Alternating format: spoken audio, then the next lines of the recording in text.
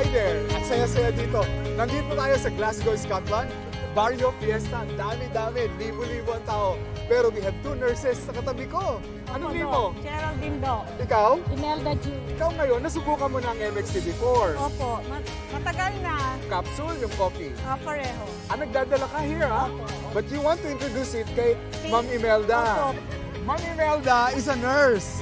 Ngayon, nagwo-work siya pero retired na. Pero here, Nursing home. nursing home. So, yung mga may edad na ang tinaalagaan mo. And we don't want na siyempre magkaroon ng sakit tulad ng mga nandun, ano? And that is why gustong introduce sa'yo yung MX3. At saka wala kang maintenance, right? Opo. So, yan ang maganda sa'yo, yung ating MX3 capsule, 500 mg. Alam mo, you can take it as your vitamin. Di ba nagba-vitamin ka? Yes. Ang kagandahan ng MX3 capsule natin, natural. Okay. At saka, Filipino. Sa lihim ng liham. Mahal kong Lindsay. Sabi nila, malalaman mo ang tibay ng pagsasama kapag sinubok na kayo ng pagkakataon. Kapag kumakalam na ang sikmura ninyo dahil wala na kayong makain, kayong dalawang mag-asawa. Kakayanin mo pa bang sabihin ng mga katagang, mahal na mahal kita?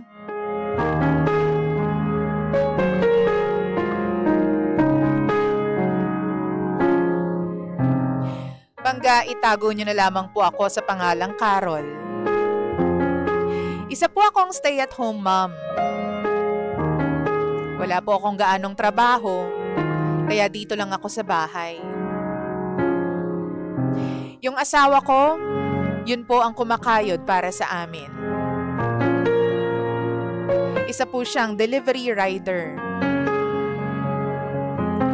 Alam niyo ba yung feeling na paggising mo sa umaga, puro gastos na agad ang maiisip mo?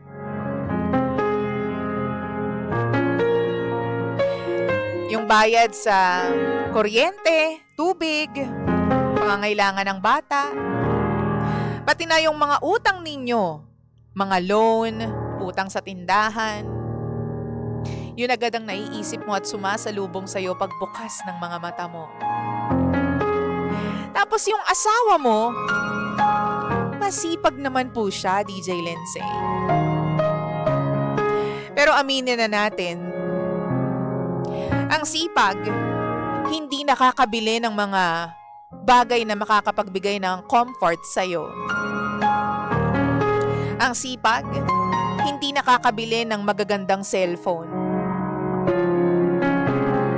Ang sipag, hindi makakabili ng luho. Kaya eto na nga po.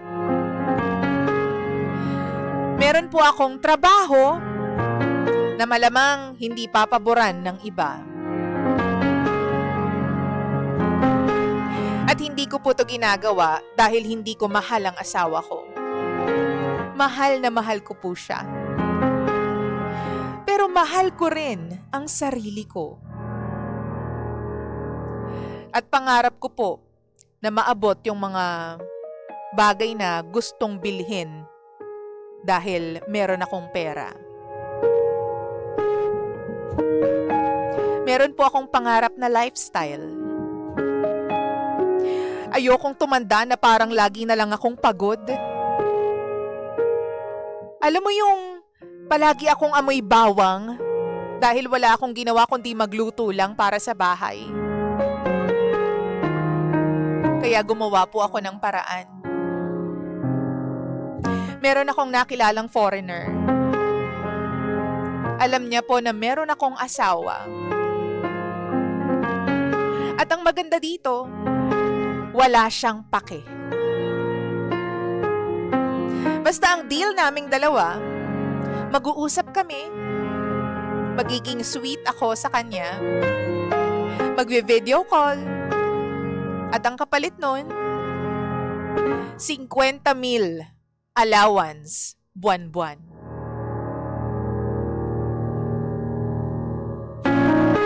Dahil sa sideline ko na yan, nakakaluwag-luwag kami, DJ Lindsay.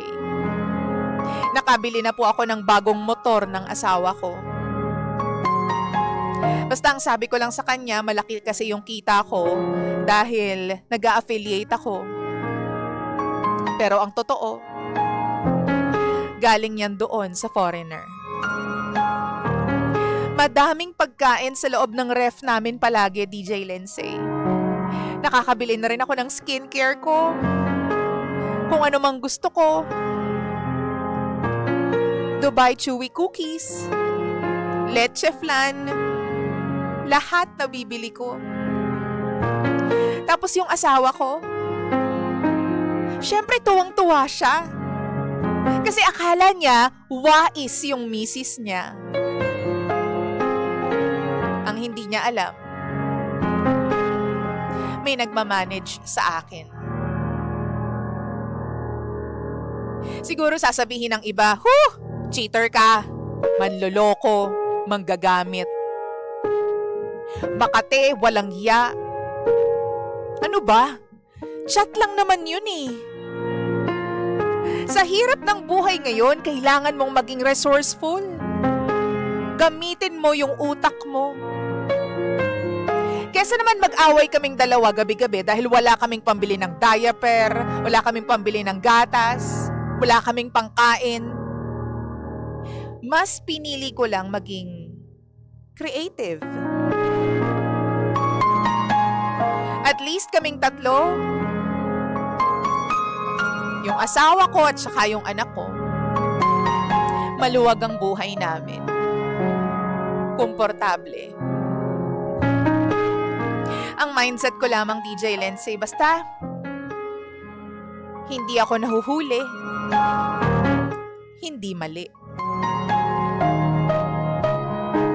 Sa mga kapwa ko misis dyan na nagtitiis sa tuyo at asin, habang yung asawa mo, walang ibang alam kundi mag-Mobile Legends buong araw. Gumalaw kayo ng tama. Gamitin nyo yung ganda nyo. Habang bata ka pa, habang may ganda ka pa. Alam nyo yung pagiging mabait? Hindi nakakabusog yan. Pero ang pera, ang dolyares, nakakaganda ng mood, nakaka-fresh ng aura. Kapag wala kayong problemang mag-asawa, magaan ang buhay. Lahat nakatawa, palaging nagyayakapan. Walang problema, maluwag ang buhay.